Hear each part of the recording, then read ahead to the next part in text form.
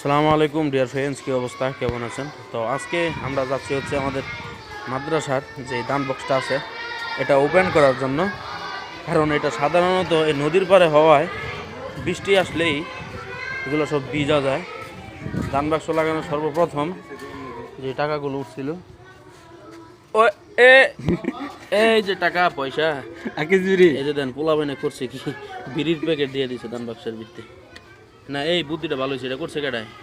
না বিড়ির প্যাকেট উপরে সেইটা কে ফুদে কত কাগজ টাকা উঠছে এই পাগলা মসজিদের মতো উঠে নাই কিন্তু উঠছে। ফটাটা বিস্কুটের কাগজ। মাশাআল্লাহ 8 টাকা। ও এবার পয়সা একটা 5 টাকার পয়সা আছে। এই হইলো না 5 টাকাই করতে এই লাগান বোঝাই কেউ বিষয় তো এই হলো টাকা পয়সা। অনেকগুলা টাকা হচ্ছে। এই যে টাকা, মেঘনা নদী একসাথে উপভোগ করেন।